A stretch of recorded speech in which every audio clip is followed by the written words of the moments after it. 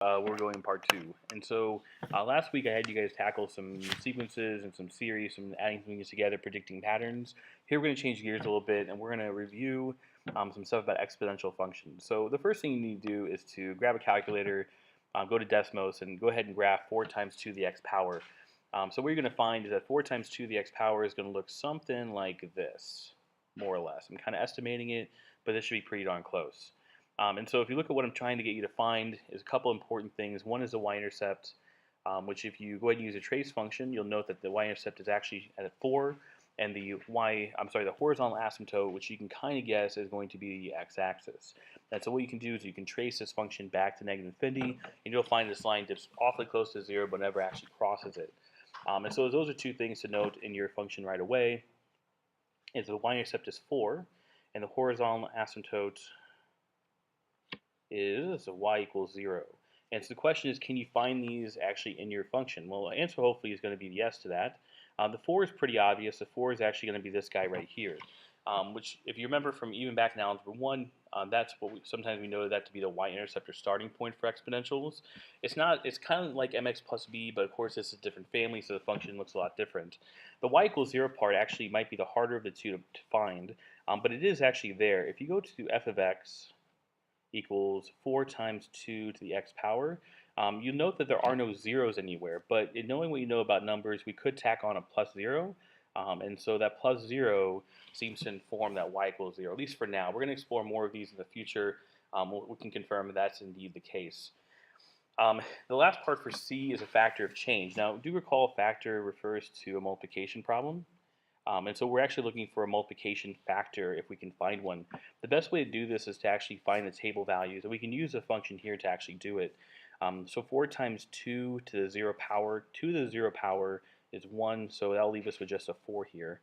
If I put in 1 for x, that's 4 times 2 to the first power. Well, 2 to the first power is, of course, 2. 4 times 2 would be 8. Now, right here, we can already notice that we see a times 2 in our table. And so we can probably surmise that this is going to be a 16, but we should probably test it. But of course, if we take 4 times 2 to the second power, 2 to the second power is 4. 4 times 4 is indeed 16. And so we can see this times 2 business happening again.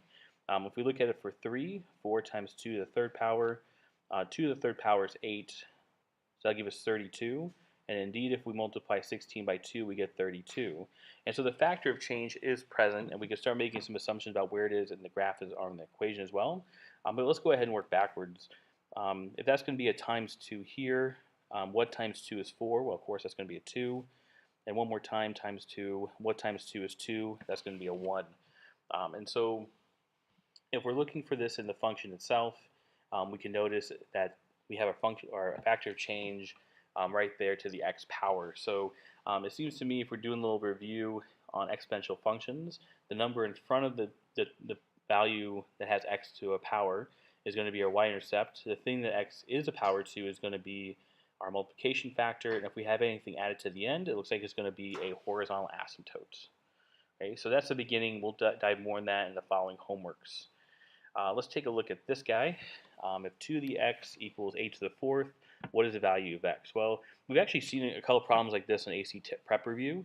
And the basic tactic here is to make sure both are in terms of a 2. And so we want to really write something here that instead of being like an 8 to a power, is a 2 to the power. And so if we take a little aside and we ask ourselves, can 8 be expressed as a power of 2? Hopefully you'll notice that 8 is going to be 2 to the third power, which means that's going to be 2 to the third power here.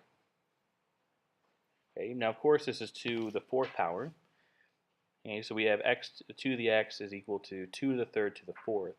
Well, if you kind of look at 2 to the third to the fourth, that means I have 4 groups of 2 to the third. So 2 to the third, 2 to the third, 2 to the third, 2 to the third. Well, if each one of these contains 3 2's,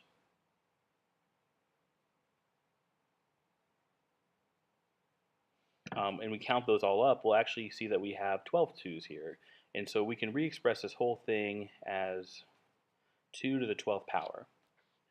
Okay. Now, you might recall this again from previous algebra classes, but that's actually the rule when you have a power to a power, is you multiply them. But either way, this will be 2 to the 12th, meaning x is equal to 12.